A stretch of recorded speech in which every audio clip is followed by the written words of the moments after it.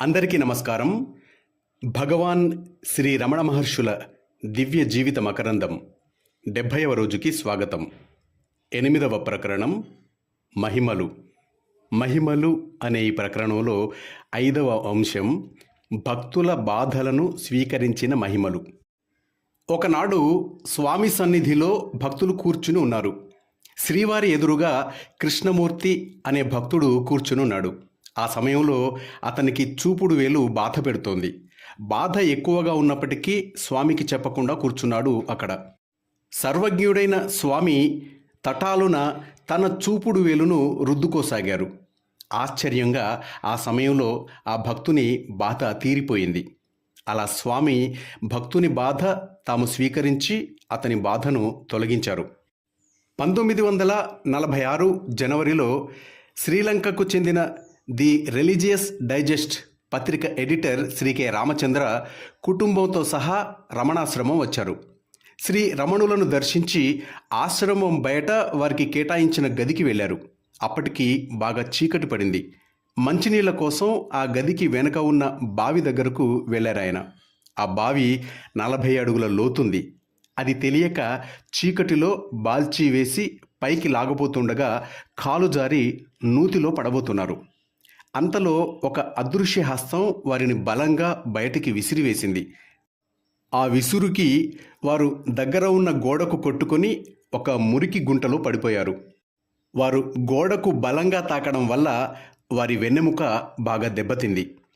వారెంతసేపటికి రాకపోయేసరికి కుటుంబ సభ్యులు వెతుకుతూ నూతి దగ్గర స్పృహ తప్పిపడి ఉన్న వారిని చూశారు. వెంటనే గదికి తీసుకువెళ్ళి నానా ఉపచారాలు చేశారు. రామచంద్ర గారికి స్పృహ వచ్చిన తర్వాత వెన్నెముక పోటుతో విపరీతంగా బాధపడుతున్నారు. 3 రోజులు ఎలక్ట్రిక్ ట్రీట్మెంట్ చేసినా తగ్గలేదు. ఇక లాభం లేదని రాయవెల్లూరు ఆసుపత్రికి తీసుకుని వెళ్ళాలని నిర్ణయించుకున్నారు. దానికి ఆయన అంగీకరించలేదు.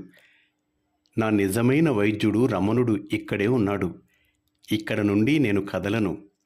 ఒకవేళ నేను చనిపోయినా ఈ పవిత్ర సన్నిధిలోనే చనిపోతాను అని రామచంద్ర దృఢ నిశ్చయాన్ని చెప్పారు వారి కుటుంబ సభ్యులకు.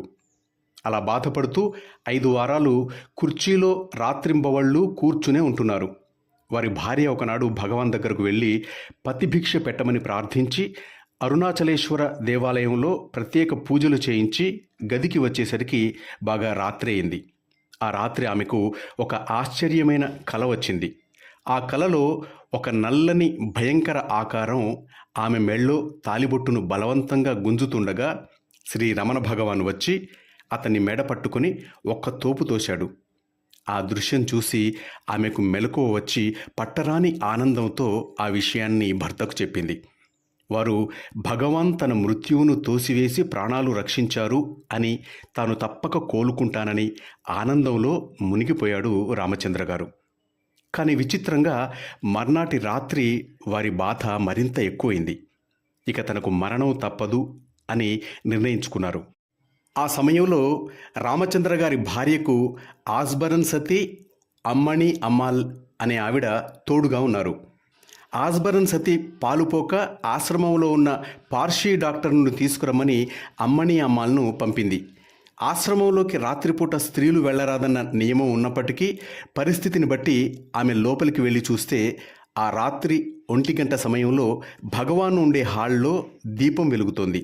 ఆ సమయంలో మామూలుగా లైట్లు ఉండవు. ఆమె కిటికీలోంచి తొంగి చూసేసరికి 2 సేవకులు భగవాన్ వెన్నుకు తైలమర్దనం చేస్తున్నారు.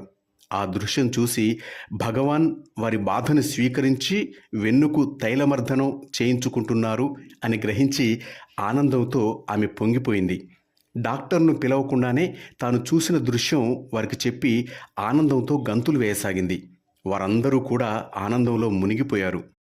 అదంతా చూస్తున్న రోగి రామచంద్ర గారు మెల్లగా లేచి నిటారుగా నిలబడ్డారు. 5 వారాలుగా బాధపడుతున్న ఆయన మర్నాటి ఉదయం ఒకరి సాయంతో మెల్లగా భగవాన్ దగ్గరకు నడిచి వెళ్ళారు. తనకు పునర్జన్మ ఇచ్చినందుకు కృతజ్ఞత తెలియజేస్తూ భగవాన్కి నమస్కరించారు రామచంద్ర గారు. భక్తపరాధీనుడైన భగవాన్ ఏమీ ఎరగనట్లు మౌనంగా చూస్తున్నారు. వారి వ్యాధి క్రమేపీ తగ్గి ఆరోగ్యవంతులయ్యారు. అలా స్వామి ఆ భక్తుని బాధను తాము స్వీకరించి అతని బాధను తొలగించారు. ఆహా, ఏమి శ్రీరమణుడి లీల! 6వ అంశం నిర్యాణానంతర మహిమలు. శ్రీ రమణ భగవాన్ భౌతిక దేహాన్ని విడిచిపెట్టిన తరువాత కూడా అనేక మహిమలు చూపారు. వాటిలో కొన్నిటిని చూద్దాం. శ్రీ రమణ భగవాన్ల చివరి రోజుల్లో వారి దర్శనార్థం విపరీతంగా జనం రావటం వల్ల ఆహార పదార్థాల కొరత ఏర్పడింది. 1950 ఏప్రిల్ 24వ తేదీన జరగవలసిన మహాభిషేకానికి బియ్యం అత్యవసరం. అది తెలిసిన రమణ భక్తుడు గిద్దలూరు సాంబశివరావు ఏప్రిల్ 19వ తేదీ రాత్రి నెల్లూరుకు వెళ్ళి భక్తుడు జీవి సుబ్బరామయ్యతో ఈ విషయం చెప్పారు. కానీ వారు యూనివర్సిటీ పరీక్షల హడావిడిలో ఉన్నందున తమ నిస్సహాయతను తెలియజేశారు.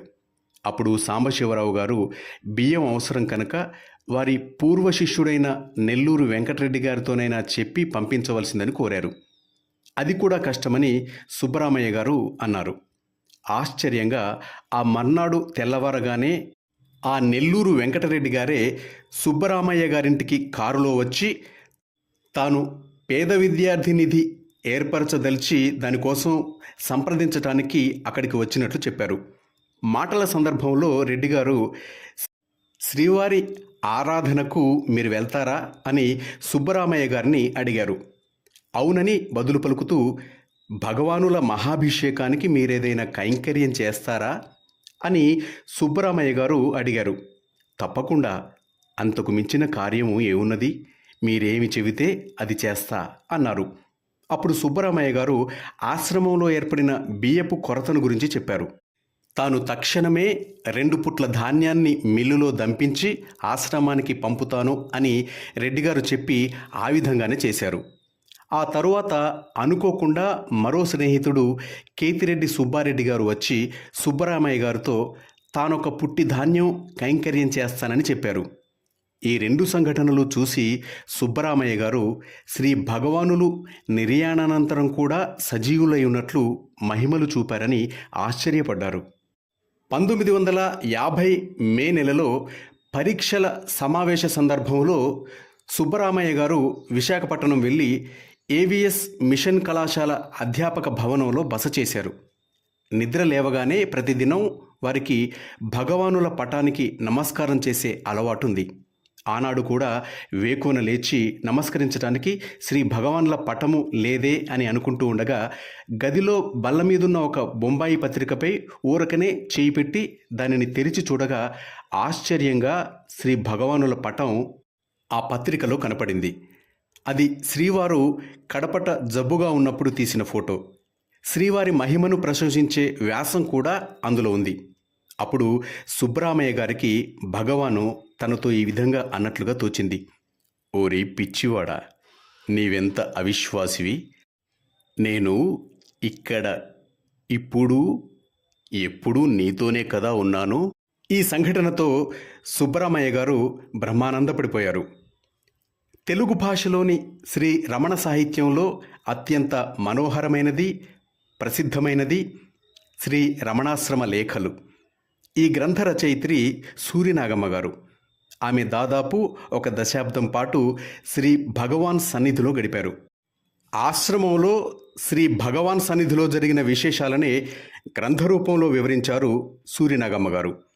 శ్రీవారి మహానిర్యాణం తర్వాత అంటే 1950 తర్వాత ఆమె తిరువన్నామలై విడిచి తిరిగి విజయవాడ ప్రాంతాలకు వచ్చేశారు. ఆమెకు 1976లో క్యాన్సర్ వ్యాధి వచ్చింది. వైద్య నిమిత్తం ఆమె మద్రాసు వెళ్ళారు. అక్కడ ఆపరేషన్ చేశాక తదుపరి వైద్యానికై అంటే కోబాల్ట్ వైద్యానికై బొంబాయి వెళ్ళవలసి వచ్చింది. జనవరి 1977లో ఆమెకు మళ్ళీ క్యాన్సర్ పుండు వచ్చింది. ఎందరో వైద్యులు చూశారు, వైద్యం చేశారు, కానీ వ్యాధి మాత్రం నయం కాలేదు. విపరీతమైన బాధ. ఆమె మే 1977లో శ్రీ భగవాన్ను ఉద్దేశిస్తూ 4 పద్యాలు ప్రార్థనగా వ్రాసుకున్నారు. బాధని తట్టుకునే ఓర్పును ఇవ్వమని స్వామిని ఆమె వేడుకున్నారు. ఆమె బొంబాయిలో ఉండగా ఆమెను చూడటానికి వెళ్ళిన వాళ్లలో అప్పటి శ్రీ రమణాశ్రమ ప్రెసిడెంట్ కూడా ఉన్నారు. నాగమ్మ గారు పద్యాలు రాసుకున్న 2 వారాలలో ఆయన ఆమెను చూశారు. ఆయనతో పాటు ఒక మిత్రుడు కూడా వెళ్ళాడు. ఆయన ప్రభుత్వ ఉద్యోగి, హోమియో వైద్యం కూడా చేస్తారు. ఆయన నాగమ్మ గారి అనుమతిని పొంది ఆమెకు వైద్యాన్ని ప్రారంభించారు.